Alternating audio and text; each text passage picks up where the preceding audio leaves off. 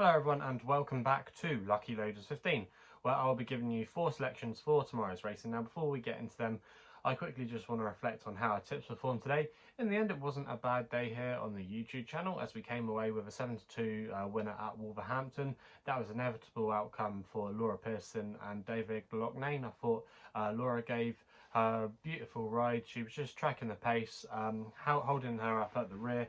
And in the end, they ultimately just went too hard and she was able to pick up the pieces. So hopefully some of you were on that one there. Away from that though, our nap was disappointing, you have to say, of Corvair. He just blew the start, which in the end paid to his chances. He was always facing an uphill battle.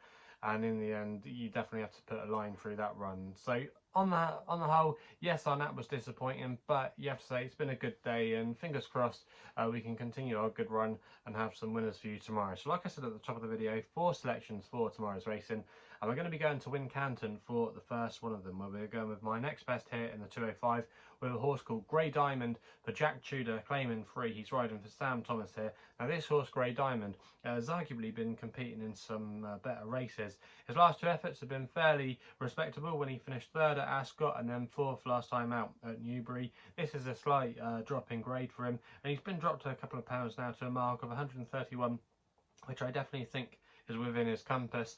Now the obvious danger, you have to say, is Belle Damanesh of Anthony Honeybills, but I'm just a little bit concerned about the drop back in trip, and she's been raised quite a few pounds by the handicapper, and she's now taken on the boys. That was a mare's race she ran in last time at Wincanton, over slightly further, but I just thought that the run maybe might come a little bit too quickly for her, whereas Grey Diamond has had a little bit of time off. He's facing a little bit of an easier task. I think he'll be suited by the track as well. 1 or 2 people might have some concerns about the ground, but he's won on heavy ground at Perth before if it does get a bit testing, and he has proven himself in the past on soft. And for it to get really testing at Wincanton, they need an awful lot of rain. I remember when I used to do a bit of work there a few years ago, I actually got stuck in the car park, and an army of people had to push me out, and if that hadn't come off, they would have had to get a tractor. So it can get testing at Wincanton, but very rarely.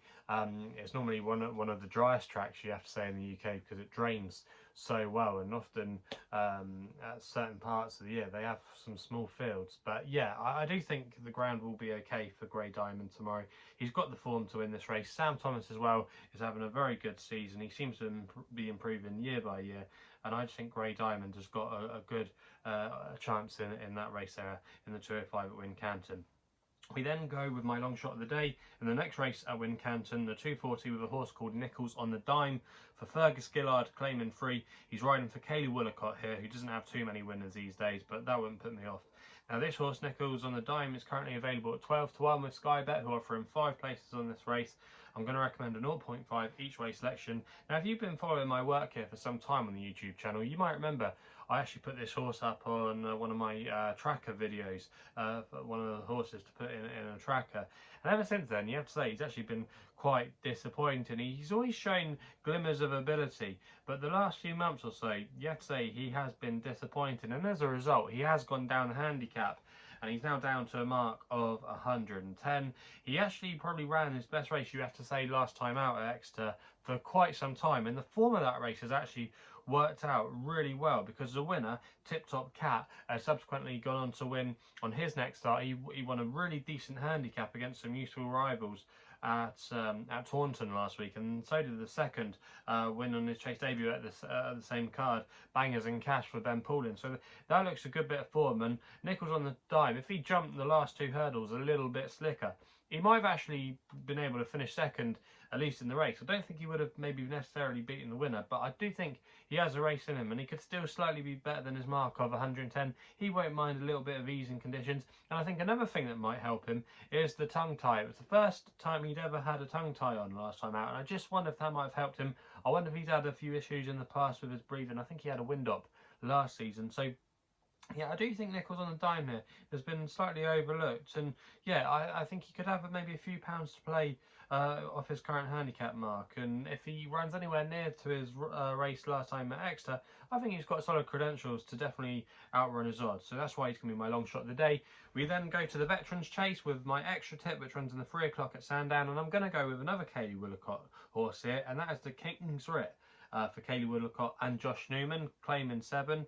Now this horse has been a grand horse, but you have to say he has been a little bit frustrating because he's not won for quite some time. But I just think he's always been a little bit high in the weight, but he has gone close on quite a few occasions. He's often a horse that makes the frame, but he's now down to a mark of 133, which I think is fairly workable. He actually finished second last season off a mark of 135, when arguably he probably should have won the Somerset National at Wincanton in heavy ground, but he probably just got outstayed in the closing stages there. But that was over slightly further. This is over 3 miles tomorrow, so that shouldn't be a problem for him.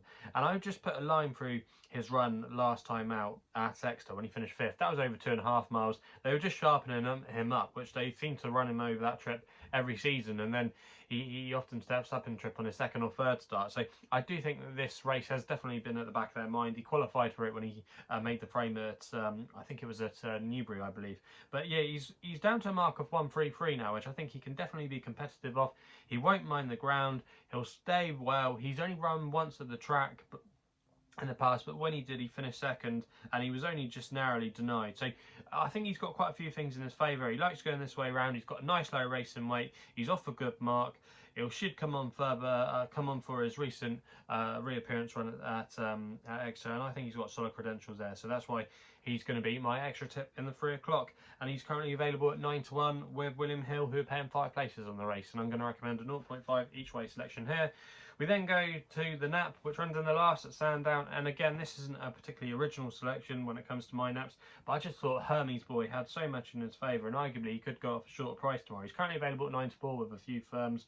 He's as short, I think, as 15-8, maybe with 1 or 2, but there was 9-4 around with a few firms for Chester Williams, claiming 3, riding for his mum Jane.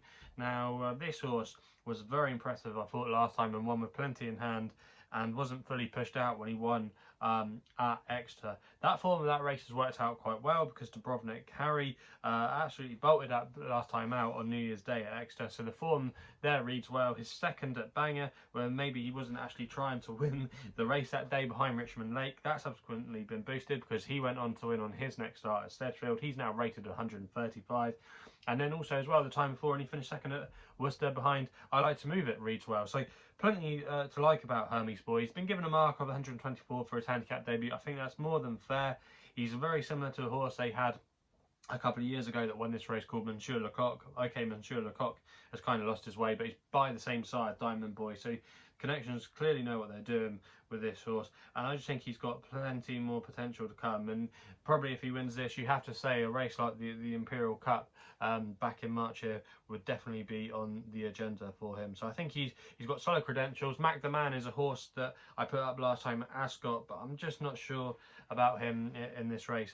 He might be saved for another day, in my opinion, and I just didn't think, away from those two, that there was anything in here that really scared me. I'm not really convinced by natural history, more bad form figures to his name than good ones, in my personal opinion. But I just thought Hermes Boy, he's really unexposed, handicap debut, a lot of his novice form reads really well. There could be plenty more to come, and yeah, for me, he's going to be my nap of the day. So they're the 4 selections for tomorrow's racing.